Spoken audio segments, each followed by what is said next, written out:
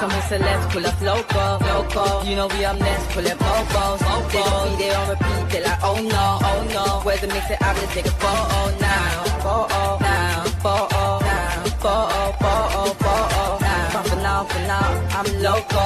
For now, I preserve the beat, I'm more loud. I said I'm more loud, I'm more loud. Yes, my peoples, big up yourself, big up the whole Metric community. Make sure you lot are smashing the like button. Come on, my peoples, man. Subscribe if you're new. You know, we're always here with all the United news. You understand? We've got some stuff about Zidane. You might be interested in the United job. You know how it gets. Obviously, Ruben Amorim, you know what's been going on with him. We don't know if he's going to last or not. There's reports about the Sunderland game. There's not that much pressure on him, etc. Or there is. We're going to get through all of it. Don't watch nothing. Make sure you lot are smashing the likes, my peoples, man. We'll get into this right now. I'm going to share my screen. So I'm going to start from the back so that we can start from earlier onwards so we can see exactly what's going on.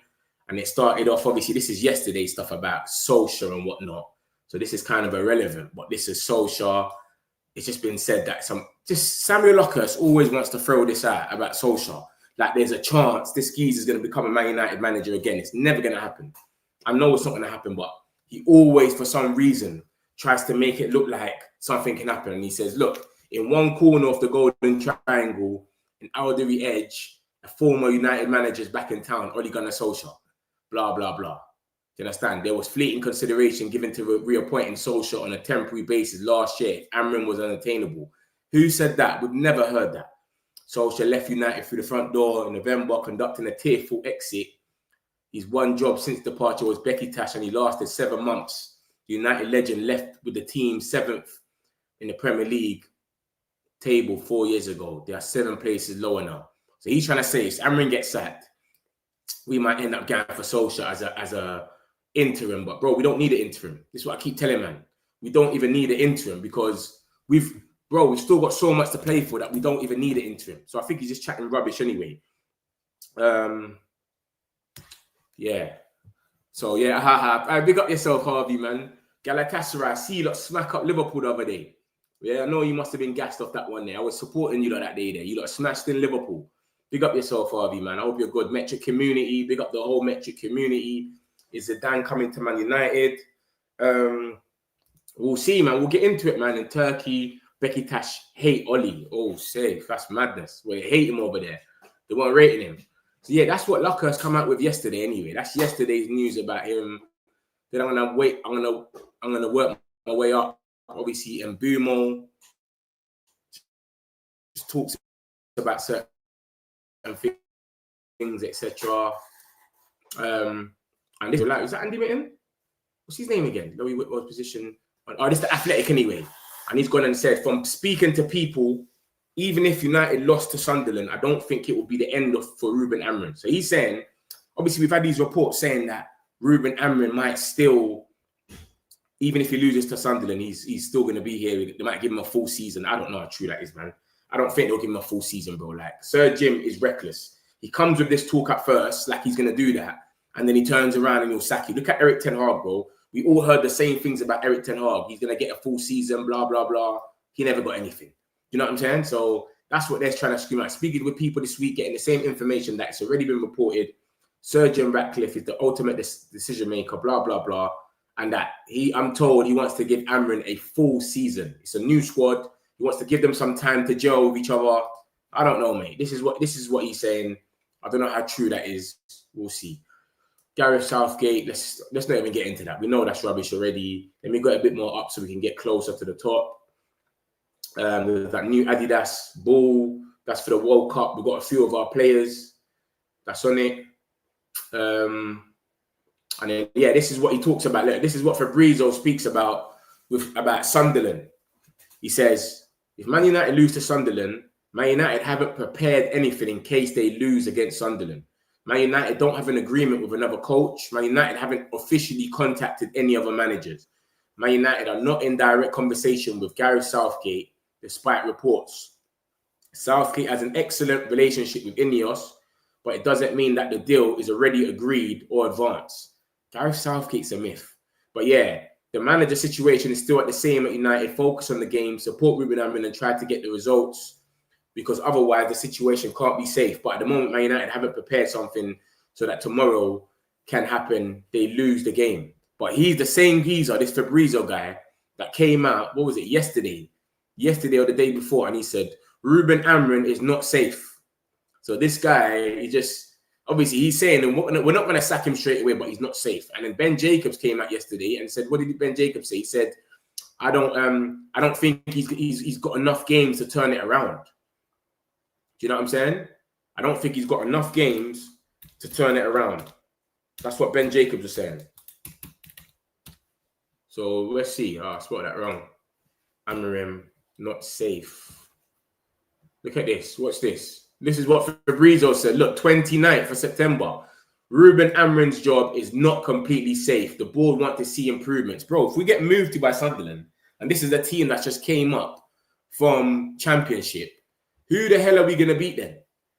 Who do you think Amorim will beat? If we get moved to by Sunderland, a team that came up from Championship, then what team do you reckon we can beat then? Because Wolves beat us twice last season. I know they're having a rubbish season this season, but they beat us twice. So tell me what team we can actually beat. If we don't beat Sunderland, what team can we beat then? Because we clearly can't beat no teams that are coming from the relegation. So who can we beat then? That's what I think they'll look at and think, we've lost to Brentford. This is a poor Brentford side. We've lost to, we had it square on square, band for band, machine for machine with Burnley. So anything can happen, bro.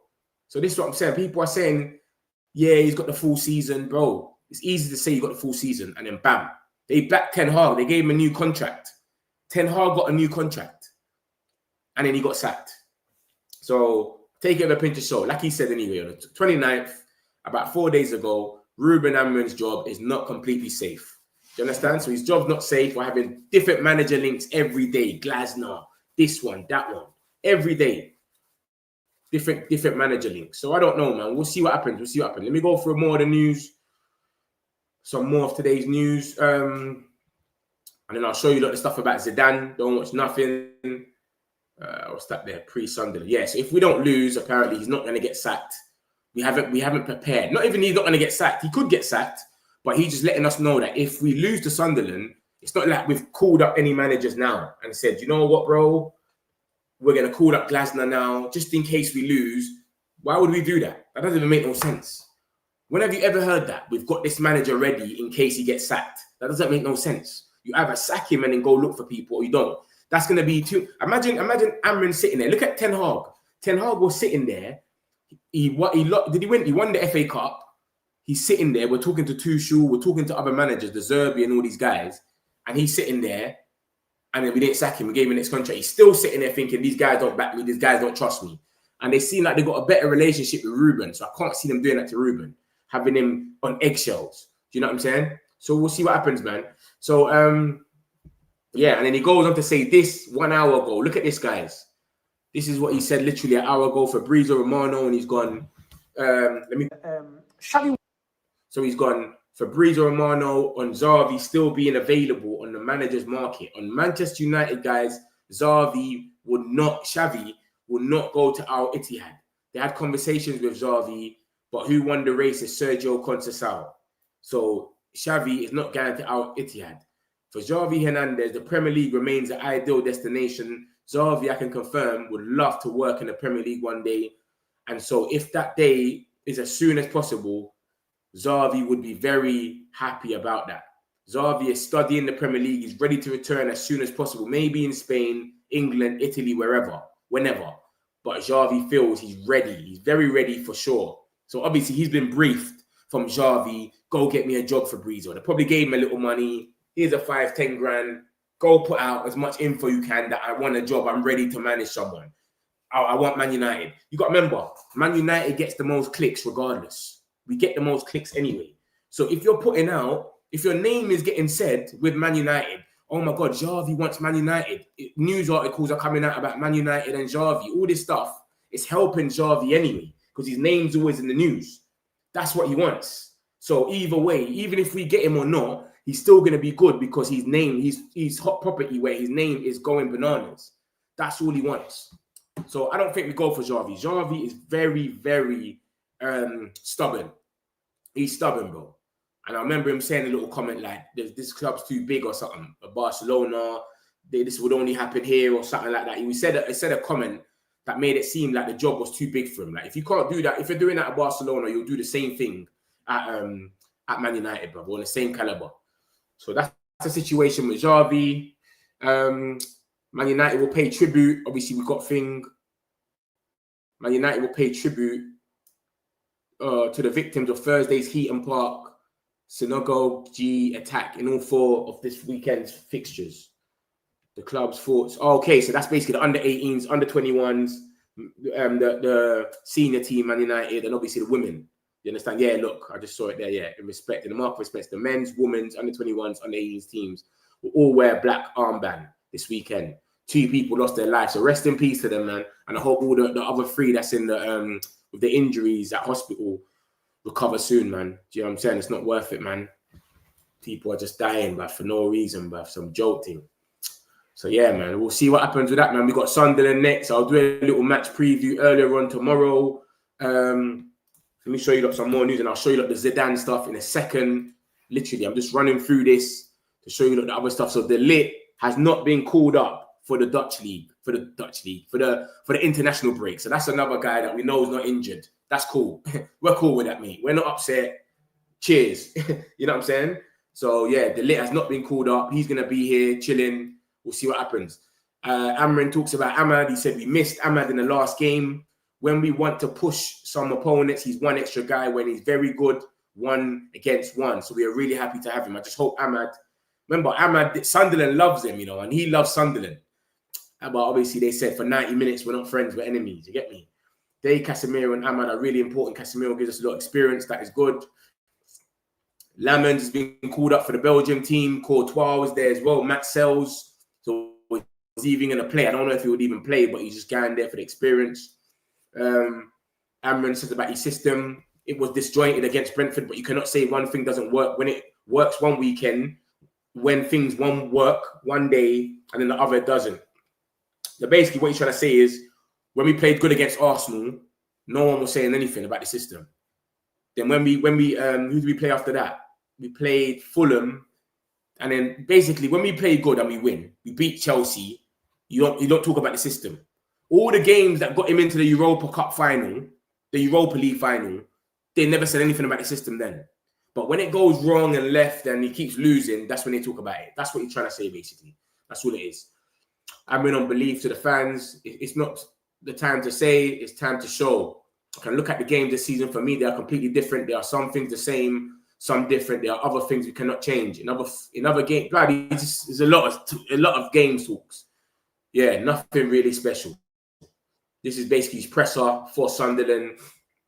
And he's talking about Gary Neville and that criticizing him, saying he might have to leave, whatever. And he's saying it's normal to get criticism from ex-players. We cannot run away from the results, etc. The way we can see goals, create chances, that has nothing to do with the system. That is my opinion. I'm not saying this team will do better in a different system. That's not my point.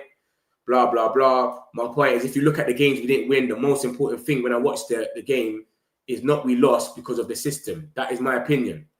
So he's saying it's not his system that's the problem. It's little individual mistakes and little things. They're not just on point. When I look at the matches we've lost, I don't think we've lost because of the system.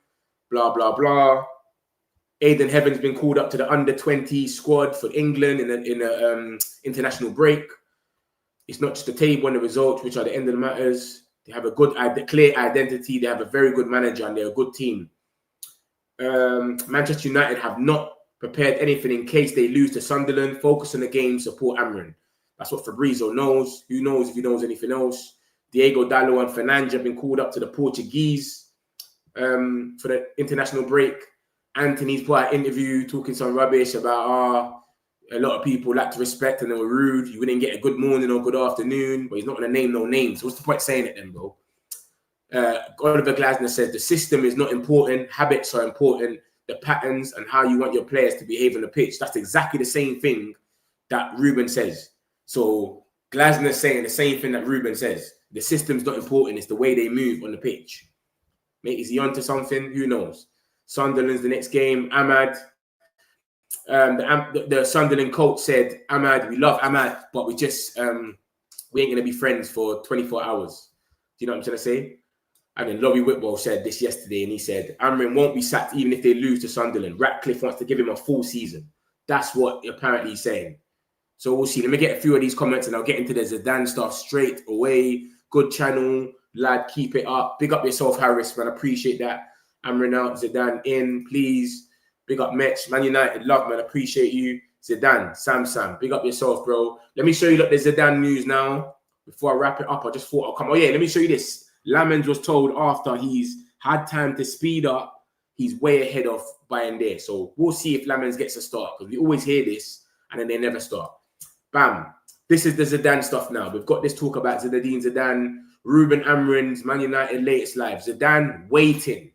Oliver Glasner links, sack warning. The latest Man United news, pressure on Reds boss Ruben Amorim with the Portuguese continuing to be backed by United's hierarchy. Look at the date on there. 3rd of October. 1:56. So this is today's news. Literally, this is today's news. Manchester Evening News, where Samuel Lockhurst used to work, and he's gone and said, let me read it out for you. The middle article now, it says, hello and welcome to the Manchester Evening News, blah blah blah. Last Saturday's 3-1 defeat at Brentford has put the pressure on Ruben Amorim. More than ever, the Reds have suffered a disappointing start to the Premier League campaign, with Amorim's men currently sitting at 14th. The Manchester Evening News reported that Amorim continues to have the backing of the club's decision makers, but that has not stopped speculation with an international break on the horizon. Several coaches have been linked with replacing the former sporting boss should a decision be made. Gareth Southgate, Iriola, Glasner, Fabian Hurstler, Zidane, and Xavi Hernandez have all been mentioned as a potential successor this week. So these names I keep going mad about who's going to take over. Zidane's the latest one now. That's the one today. And this last article is on the 9th of September. Look at the dates on there. This is from the 9th. Zidane secretly planning for next coaching job after Man United rumours. Zidane has been out of work since Real Madrid and has been heavily linked with the Manchester United job in the past, but the Frenchman is now supposedly close to taking his next role. So we don't know what's going on. It's been brewing, this Zidane talk. It's two different journalists. This one's Tom Sunderland. The one that came out today is Bruno Reyes and Isaac Selashan. So that's today's news, 3rd of October. And that one was 9th of September. But they're all talking about Zidane might be there to take over. I don't know. I don't know how true this is. I would always say take it with a pinch of salt, because I don't know these journalists. This is not no Ben Jacobs. This ain't no Fabrizio. This ain't no Laurie Whitwell. This is Isaac and Bruno. But the Manchester Evening News are okay. They're semi, especially when Samuel Lockhurst was there. So I don't know.